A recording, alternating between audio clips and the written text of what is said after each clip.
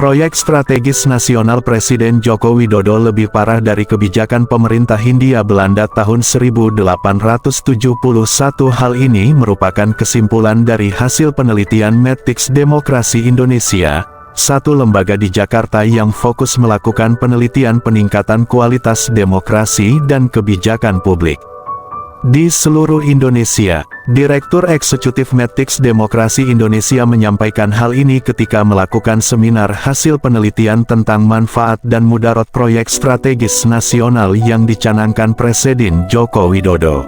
Menurut Abdul Rahman, dari hasil penelitian kami, yang dinamakan Proyek Strategis Nasional yang merupakan implementasi dari Undang-Undang MD3, kemudian teknisnya diatur dengan Peraturan Presiden. Sepatutnya ruh dari Proyek Strategis Nasional adalah kegiatan yang dampaknya menunjang program nasional bangunan Indonesia, sehingga peruntukan dan kepentingannya bukan kebutuhan lokal tetapi kebutuhan atau kepentingan nasional. Tetapi dari fakta hasil penelitian kami dengan data-data terukur, terpercaya dan dapat dipertanggungjawabkan, proyek strategis nasional tidak lebih dari cara-cara penguasa membungkam bahkan merampas hak-hak rakyat, bukan untuk kepentingan nasional tetapi untuk kepentingan para cukong pemberi modal politik. Bahkan kami bisa simpulkan bahwa proyek strategis nasional Presiden Joko Widodo lebih sadis lagi masa pemerintahan Hindia Belanda di Nusantara. Hal ini karena pada tahun 1870 pemerintah Hindia Belanda menerbitkan Undang-Undang Agraris WET 1870. Dengan undang-undang ini justru rakyat pribumi diberikan kewenangan langsung menyewakan tanahnya ke pengusaha. Tidak seperti apa yang terjadi dengan proyek strategis nasional Presiden Jokowi, di mana rakyat dipaksa menyerahkan tanahnya kepada negara, di mana negara telah meletakkan tarif harga tanah yang akan dibayarkan kepada rakyat. Seperti apa yang terjadi di Pulau Rempang, Batam. Dengan pemberlakuan proyek strategis nasional di Pulau Rempang, masyarakat di Pulau Rempang yang sudah menguasai tanah dari masa nenek moyangnya atau masa sebelum kemerdekaan Indonesia harus dipaksa menyerahkan tanahnya dengan harga Rp4.000 per meter, dan pemerintah akan menyediakan kawasan pemukiman baru. Begitupun yang kami temukan di proyek strategis nasional Pantai Indah Kapuk Kedua.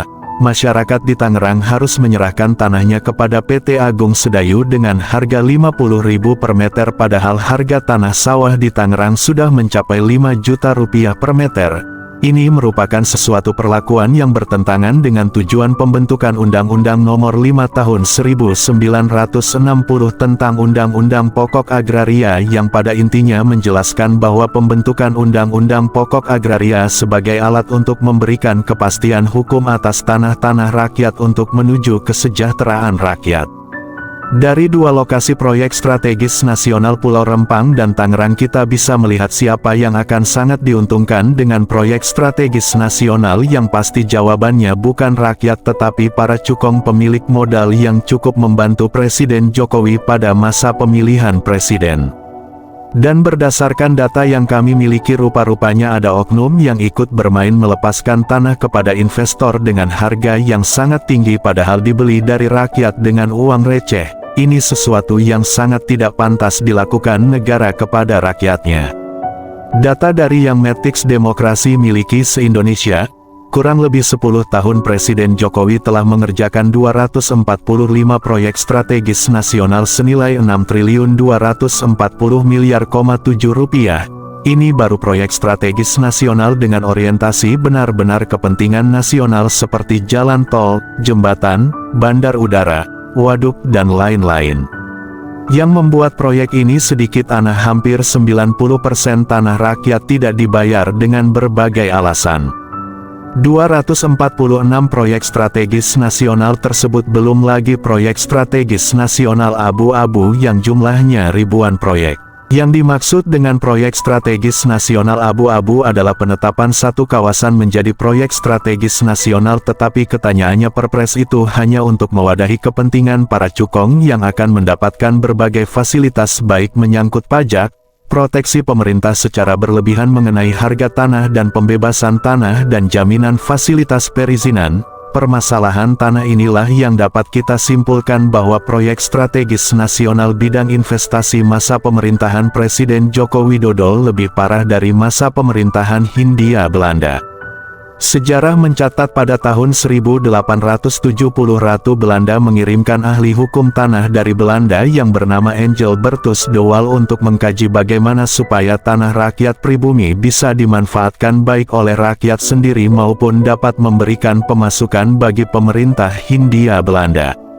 Setelah melakukan satu pengkajian maka Angel Bertus de Waal Undang-Undang Agraris Wet 1870, lahirnya undang-undang ini untuk memberikan kesempatan kepada rakyat pribumi menyewakan tanahnya untuk investor. Dari sewaan itu pemerintah Hindia Belanda pasti akan dapat pemasukan dari pajak baik pajak sewa tanah maupun pajak eksporter komoditi hasil perkebunan. Tapi sayang lahirnya Undang-Undang Agraris Wet 1870 tidak membuat pemerintah Hindia Belanda puas. Kerajaan Belanda masih ingin menaikkan pendapatan dari bumi Indonesia yang subur. Hal ini membuat kerajaan Belanda kembali keluarkan Undang-Undang Pertanahan Verlaring Domein, yang artinya bagi tanah-tanah rakyat yang tidak memiliki dokumen bukti kepemilikan maka tanah tersebut dianggap tanah pemerintah Hindia Belanda. Pemerintah Hindia Belanda sudah mengetahui bahwa hanya beberapa tanah pribumi yang memiliki bukti dokumen kepemilikan atau hampir sebagian besar tanah rakyat pribumi tidak memiliki bukti kepemilikan. Pada fase inilah sangat terkesan pemerintah Hindia Belanda merampas tanah-tanah pribumi. Hasil temuan kami justru pada masa kemerdekaan ini di bawah pemimpin Presiden Joko Widodo, berlakunya kebijakan proyek strategis nasional seperti yang terjadi di Pulau Rempang, di Tangerang, di Kalimantan Tengah, di Maluku Utara, di Merauke Papua Barat, di Lebak Banten, di Jawa Tengah. Berdasarkan data kami jumlah rakyat yang menderita akibat kehilangan tanahnya 1.380.000 orang-orang, jumlah tanah yang tidak dibayar oleh investor seluas 3.500.000 hektar.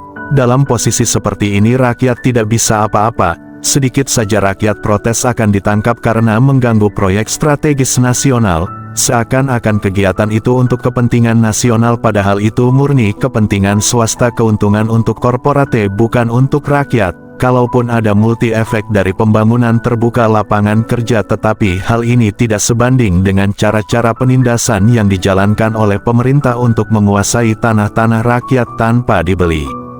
Cara kotor uang digunakan oleh pemerintah untuk menguasai tanah-tanah rakyat cukup dengan alasan bidang tanah yang dikuasai rakyat belum bersertifikat. Cara ini sama persis dengan sistem yang dibangun pemerintah Hindia Belanda.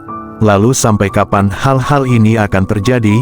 Bukankah bangsa-bangsa yang ada di bumi Nusantara ini telah mempercayakan wilayah kekuasaannya di Kalimantan, di Papua, di Sumatera, di Batam, di Sulawesi, di Ternate, kepada pemerintah Republik Indonesia dalam satu kesatuan negara Republik Indonesia untuk dikelola agar dapat mensejahterakan rakyatnya? Bukankah konstitusi kita memberikan satu jaminan persamaan hak di dalam hukum dan pemerintahan? Lalu mengapa hak-hak rakyat dirampas? Ataukah memang benar bangsa-bangsa di daerah sedang dijajah oleh pemerintah Republik Indonesia? Hal ini patut dipertanyakan karena kesatuan dalam Republik Indonesia itu hanyalah kamuflase belaka jauh dari realitas yang ada. Ulasan SPI TV.